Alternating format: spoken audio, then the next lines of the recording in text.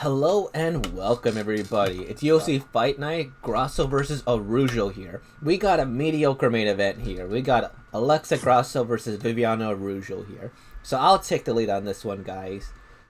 What? Why is this the main event? Man, that's what I'm wondering. I'm a big fan of these women fighters, obviously. Because I know about them, but like Oscar versus Brandon Royval probably should have been the main event for this card. I think that this is meant to build Alexa Grasso because one, she's Mexican. Two, she kind of has hands. Now, kind of has hands because she can hurt people. Like she hurt Collar Spars in her last fight, but she doesn't finish them. So she kind of fumbles the bag a lot here. And Viviana Araujo, she's fought decent competition, but she's kind of tailor-made for Alexa Grasso's style, especially over 5 rounds.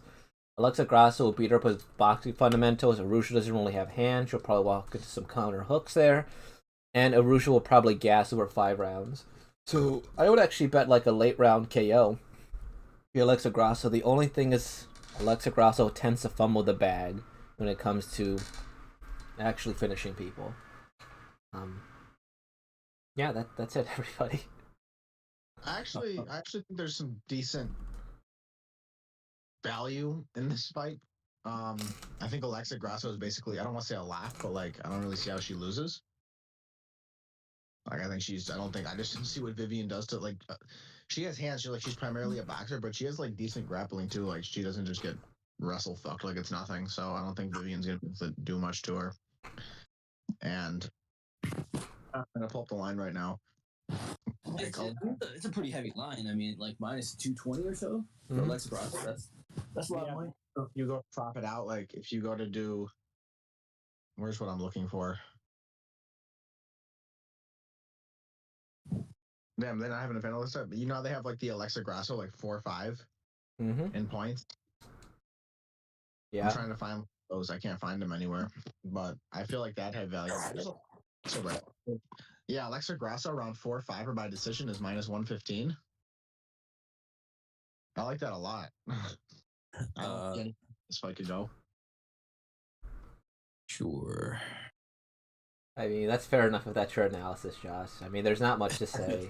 I don't even recall a fight from these girls. Like usually I would have more to say about these main events, but like this one I'm drawing blank. All right, that's fair then. So we got Alexa Grasso to win, and we think there's some value in some prop bets here. So we can just go straight to the next fight, everybody. We got Jonathan Martinez versus Cub Swanson, who's dropping down in weight for the first time to 135. What do y'all think here? I never like it when an older fighter like Cub Swanson drops down in weight later on in their careers. I feel like it's a bad idea. Like they've already been through a lot of wars, especially Cub Swanson, and now they're just gonna try to lose more weight to get down to these weight classes and then potentially compromise your chin even more.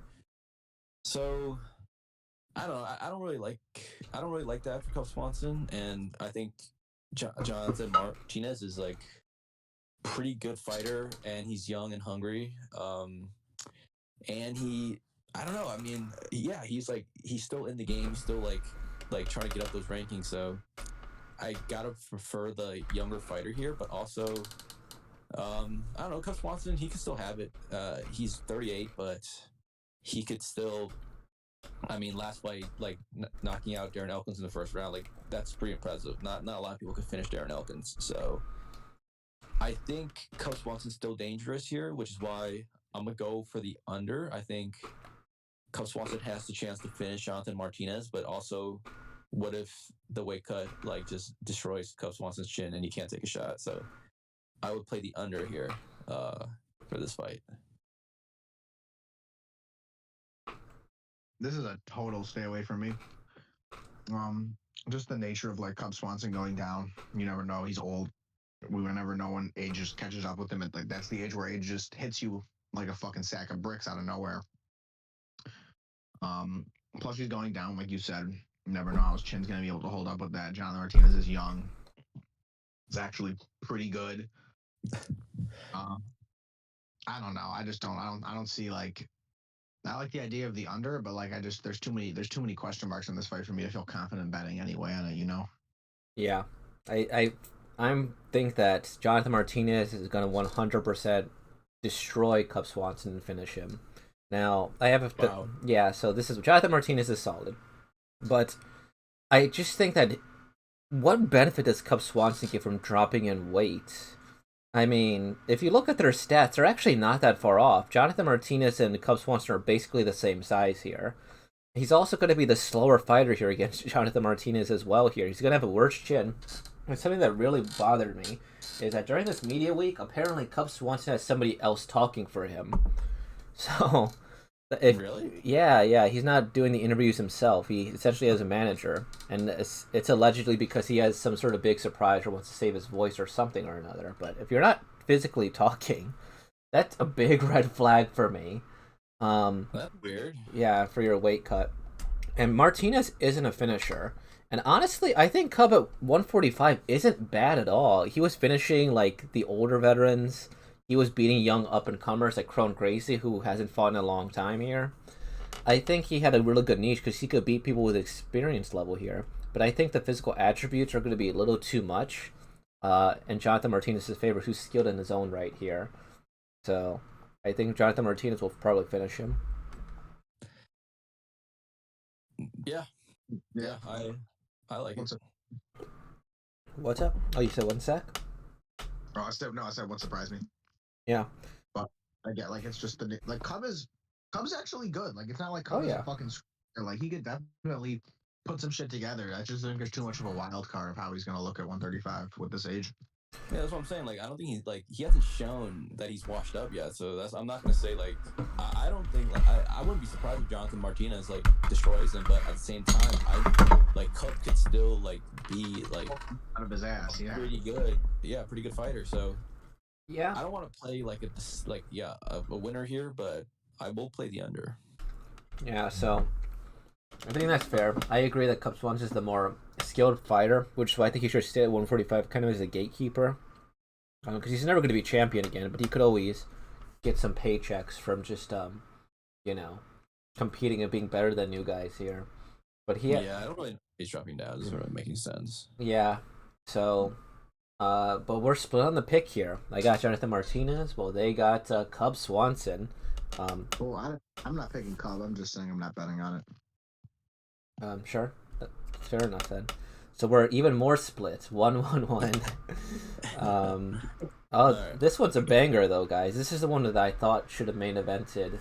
Yeah, this is definitely the best fight in the card skill wise. Oh, definitely, not even close. Askarov versus Brandon Royval. What do you guys think? I think it's a really good fight. Shit, that's what I think. I think the thing is, I'm a really big fan of Brandon Royval. I think he's probably my favorite fighter in that division, just because he just like throws shit in the wall and like maybe 10% of them work. You know, he just throw like random shit all the time. He gets taken down. He's like throwing elbows from the bottom and shit. That being said, I just think it's a bad matchup for him with Askarov because Brandon Royval just doesn't defend takedowns, whereas Askar just shoots for takedowns all the time. So I think this is going to be one of those fights where Askar is going to get takedowns at will and stay on top of Brandon and, you know, do some ground and pound, whatever. Brandon might be able to get up, throw in submissions, but I think Askar is going to have the top control and probably win by decision. I'm guessing I think it's really hard to win a fight when you're the one getting taken down all the time and you're in the bottom. So, yeah, I think it's a bad matchup for Royval. I don't know. I think that I can agree with that, but like it's like Royval has some of the nastiest jiu-jitsu in the UFC, you know. Like the only question, like I don't like against almost anybody else in the world, like him getting taken down is no problem at all. But like against someone as skilled at grappling as Askar, like he's probably not going to be able to get those submission attempts off as much. And if he does, they're not going to be as good. But he's still just so like you said, he has that like crazy energy where he's always doing something. He's throwing elbows from the bottom. He's trying to get a fucking triangle. Like he's just doing some crazy shit, which will put Askar in danger more just by nature of the fact that he's always threatening something, and B, it will open himself up more to Askar to lock something in, who's also like a really talented grappler and does have decent submissions that he hasn't used much lately. But I really like the fight to end in submission. It's plus 170. I think there's like a very good chance one of these guys catches each other in something and taps them. I think that originally, when looking at this fight, I know Brendan Royval for being a little crazy because like he throws spinning shit all the time. I actually wanted to bet him via KO against Askarov originally because I saw Askar get hurt multiple times by Kaikara France in that last fight. And even though Askarov was robbed when he should have won that fight, I thought that maybe he could catch him with something crazy, right? Something insane. But looking at Brandon Royval's record, he wins pretty much by submission every time. And you're not going to beat Askarov via submission here.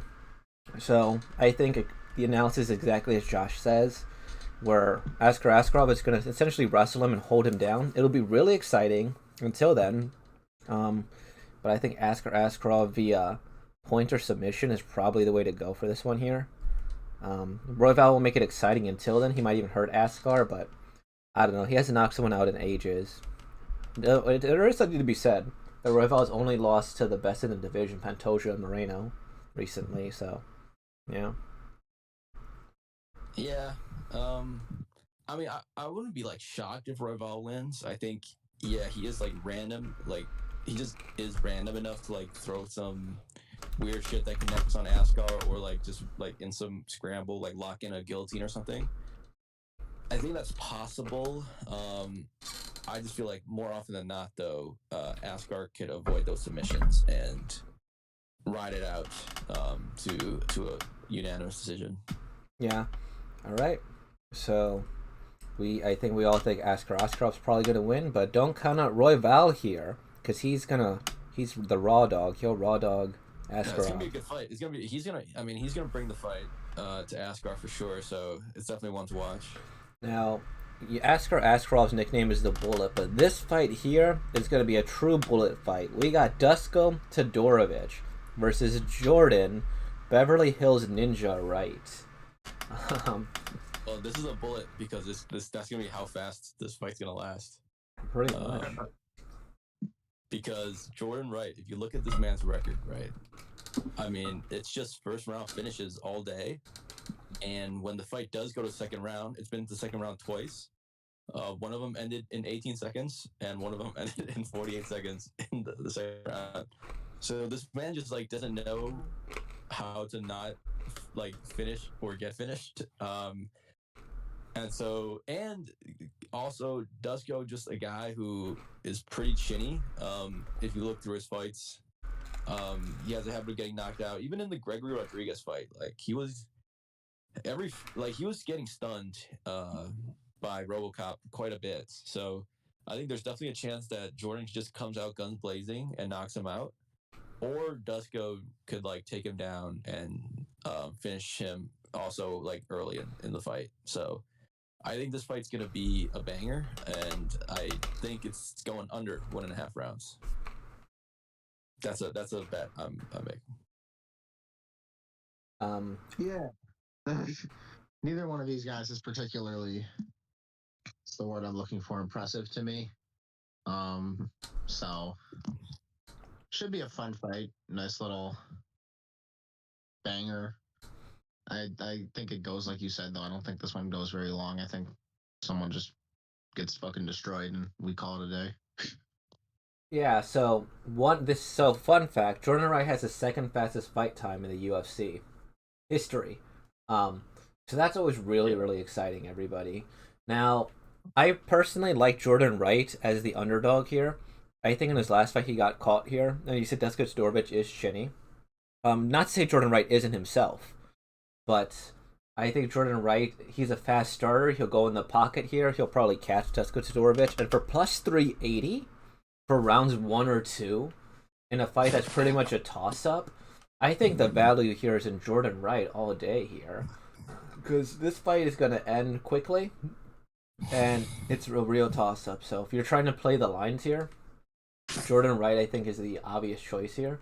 Or if you want to go even crazier, I think it's plus 650 for him to be around 1 KO. So either way, I think the value here is with Jordan Wright here. Plus, he has a better nickname than Dasko Todorovic, whose nickname is Thunder, versus Beverly Hills Ninja. I mean, I don't hate that. I just think that Dusko has he has the option to take him down, and I don't know how good Jordan Wright's ground game is. I don't think it's that good. So I think if Dusko can take it to the ground, it's going to be bad for Jordan. But yeah, Dusko is very cheating, so he could just get caught. So awesome. I don't mind the underdog pick at all. Yeah. So awesome. So this fight's going to be really exciting either way. Dusko Todorovic versus Jordan Wright. Then. I would pick Dusko to win though, for the record. That's fair enough. I think he's the favorite for a reason. So that's then we got Misha Cirkunov versus Alonzo Menifield. What? This is actually the most confident bet I have. I think Alonzo Menifield destroys him. Really? Yes, I think Alonzo by first 2 rounds knockout. It's plus 125 for KO rounds 1 and 2. I'm all over that. I think it's Cirkunov is a respectable fighter. I think that's like he doesn't particularly excel at anything. Like he's got decent grappling. He's got good submissions. It's nothing like super world class. Didn't he just lose to Wellington Turman? Like he's on a 3-loss streak. I realize like Nog gets hit a lot. He doesn't have the best defense on the feet. Like he's kind of a give one, get one back on the feet kind of guy. I don't think him trading shots with Alonzo Menifield will go well. There's an entirely different league of power. And if him and Alonzo trade back and forth for a couple minutes, Misha's not going to be able to take those shots. Yeah, I think that's a fair assessment here. So Alonzo Menifield. So one thing to clarify, Misha Cirkunov is fighting up in weight here, 185. Now he's back at 205 here. And Alonzo Menifield, he looked really good in his last fight here. In fact, I don't think he's looked particularly bad in any of his recent fights here. He lost to William Knight, but William Knight was just pretty much holding him against the cage here. And he doesn't have the best wrestling, but I think that Misha Cirkunov is not going to be skilled enough to take advantage of that there. Yeah, I think Alonzo's just bigger. I think he's actually has a decent fight IQ. His hits are going to sting more. And maybe the last guy didn't belong to the UFC because he had a fraudulent record, but he absolutely destroyed him, and he wrestled him and did some nasty elbows there. So I think Alonzo Menifield, especially up a weight class, and I think we've been on the record that we don't really think Wellington Turman's very good, and to lose to Turman is yeah, that's not confidence for me, you know. Yeah. Damning and I'm gonna, you know what? I'm gonna go the other way. I mean, I'm not gonna. This is a stay away for me, but I think this is like a dog or pass fight for me because I'm just not very impressed by Alonzo Menifield either. Because yeah, if you look at his wins aren't very good. Like Askar Mazarov, like this guy probably isn't UFC material. Ed Herman is his best win in the UFC, and Fabio Ferran is 0-3, like gets cut from the UFC. Actually has a win over Paul Craig. That's kind of cool. 2019. Mm-hmm. But then, like, I don't know, like losing to William Knight. I think William Knight's like terrible. Mm-hmm. I don't think he's good at all. He lost. Wellington. Yeah. I think the Wellington. Yeah, but minus 220 or however, that's a lot of juice to give Alonzo Menifield. I think this is a closer fight than that, but I would say it's a stay away. I don't know. I think William Knight is better than Wellington Turman, and considering that what's his face, Knight, is just a big dude and strong. He could pretty much just hold Alonzo Menifield, and I don't think Misha Cirkunov can do that. Yeah, maybe. But he could. I think Cirkunov does have good submissions. I'm. You know, so if Alonzo gets in the ground with him, he does need to watch out for the for a submission. So I don't know. I think this is a competitive fight. All right, that's fair enough then. So we're split on the pick: Cirkunov versus Alonso Menifield. Now I think we're at the point. Oh, actually no. This card has a lot of better fights than I thought it did. It just has a weird main event. I have no opinion on Amanda Martinez versus Brandon Davis. Do you guys have an opinion? No, not really. Assuncao versus Victor Henry. Do we want to discuss this fight? Yeah, it's a really good fight. Sure. You can start us off, Josh. Rafael Assuncao versus Victor La Mangosta Henry. Man, I think Victor Henry. I think he's like he's a little old. Like he's 35 years old, but I think he's like a legitimate threat to like in that bantamweight division. His fight against Barcelos was really good. And, you know, it might be too late for him to make like a title run, but I think he could definitely get into those rankings.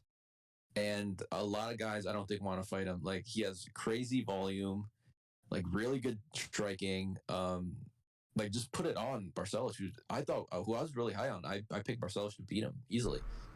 And I think it's just because like he's kind of just flown on the radar because he just fights. He like for most of his career he just fought in Japan. But I mean, he's gotten a lot of good wins over there. Beat Kyler Phillips, who's doing good in the UFC. So,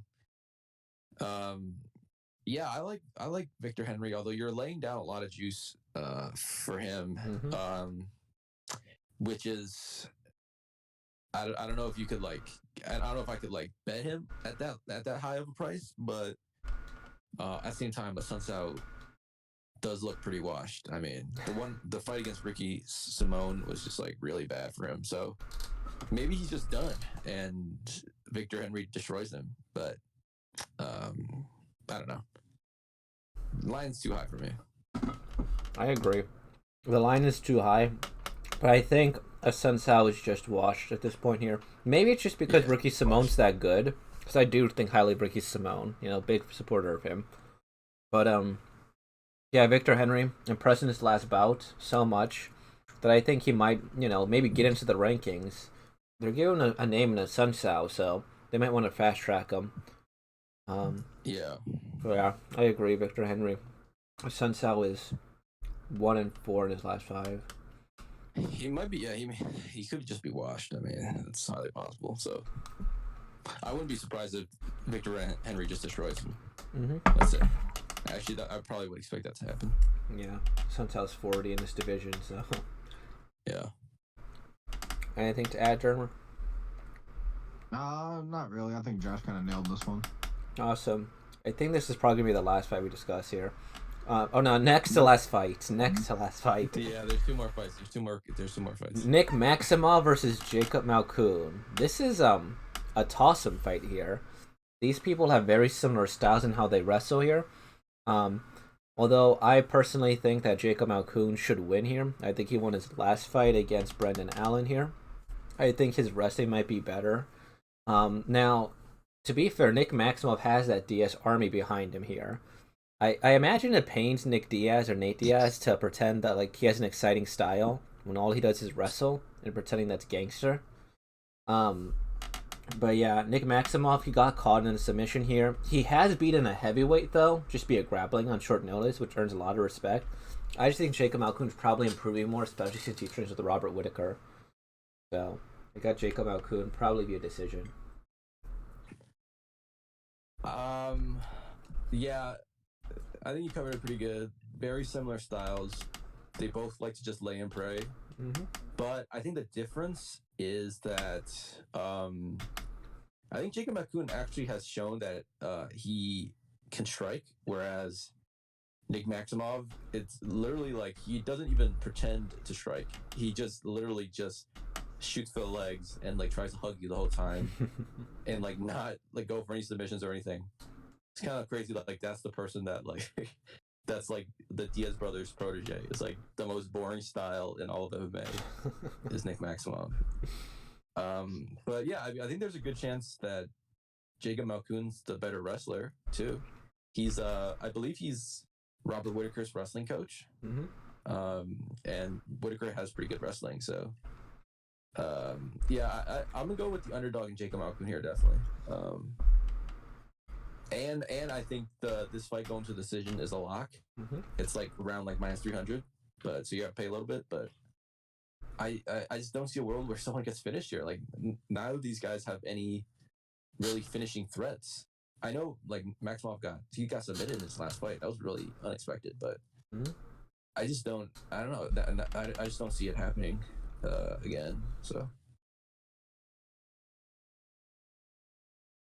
I'm pretty much with that. I think Malkoun is a decent dog, but I don't know.